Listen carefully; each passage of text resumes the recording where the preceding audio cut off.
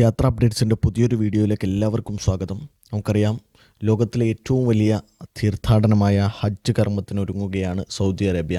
വ്യത്യസ്തമായ നിയമങ്ങളും പുതിയ അപ്ഡേറ്റുകളുമായി എല്ലാ ദിവസവും സൗദി ഭരണകൂടം ഏറ്റവും നല്ലൊരു ഹജ്ജ് തീർത്ഥാടനം വിശ്വാസികൾക്കായി ഒരുക്കാൻ വേണ്ടി, അതിൻ്റെ ആതിഥേയത്വം വളരെ മനോഹരമായി നിർവഹിക്കാൻ വേണ്ടി വ്യത്യസ്തമായ പുതിയ നിയമങ്ങളും പുതിയ സംവിധാനങ്ങളും ഒരുക്കങ്ങളൊക്കെ നടത്തിക്കൊണ്ടിരിക്കുകയാണ്. കഴിഞ്ഞ ആഴ്ചയിൽ ഉംറ വിസയുമായി ബന്ധപ്പെട്ട് ഉംറ വിസയിലെത്തുന്ന ആളുകൾക്ക് മടങ്ങേണ്ട 28-ാം തീയതിക്കകം മടങ്ങണമെന്നുള്ള നിയമങ്ങളടക്കം പുറത്തു വന്നിരുന്നു. എന്നാൽ നിലവിലെ സാഹചര്യത്തിൽ ഉംറ വിസയിൽ ഒളിഞ്ഞു കിടക്കുന്ന ഏറ്റവും പ്രധാനപ്പെട്ട ഒരു കാര്യമാണ് പുറത്തു വന്നുകൊണ്ടിരിക്കുന്നത്.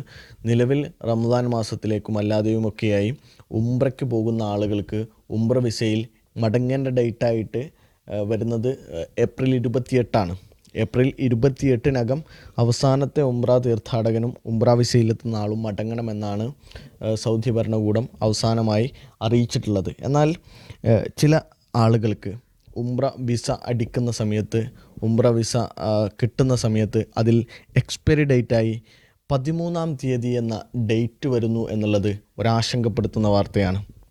വളരെ പ്രത്യേകമായി ഉംറ തീർത്ഥാടകർ ഈ റംസാൻ മാസത്തിലും അല്ലാതെയും ഉംറയ്ക്കെത്തുന്ന ആളുകൾ വളരെ പ്രത്യേകമായി ശ്രദ്ധിക്കേണ്ട കാര്യം, നമ്മൾ സാധാരണ രീതിയിൽ 3 മാസക്കാലം, അതായത് 90 ദിവസമായിരുന്നു ഉംറ വിസക്ക് അനുവദിക്കപ്പെട്ട സമയം.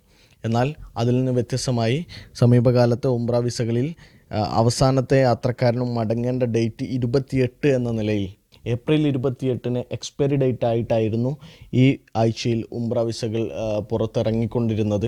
നല്ല ശതമാനം വരുന്ന യാത്രക്കാർക്ക് ഏപ്രിൽ 13-നെ എക്സ്പയറി ഡേറ്റ് ആയിട്ട് കാണിച്ചുകൊണ്ട് സൗദി എംബസിയിൽ നിന്ന് ഉംറ വിസകൾ ഇറങ്ങുന്നു എന്നുള്ളതാണ് വളരെ പ്രത്യേകമായി ശ്രദ്ധിക്കേണ്ടത്.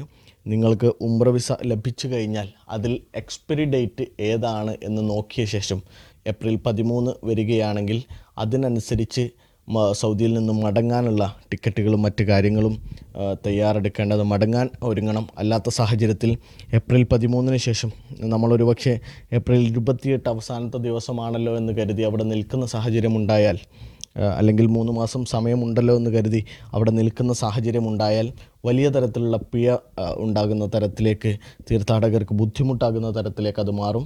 വളരെ പ്രത്യേകമായി മാസങ്ങളിൽ ഉംറ വിസ എടുക്കുന്ന ആളുകൾ എക്സ്പയറി ഡേറ്റ് ശ്രദ്ധിച്ച് അതിനനുസരിച്ചുള്ള മടങ്ങാനുള്ള ഷെഡ്യൂളുകൾ ചെയ്യണമെന്നത് ഏറ്റവും പ്രധാനപ്പെട്ട ഒരു അറിയിപ്പാണ്. യാത്രാ അപ്ഡേറ്റ്സിൻ്റെ പുതിയ വീഡിയോകൾക്കായി ഈ ചാനൽ സബ്സ്ക്രൈബ് ചെയ്യുക.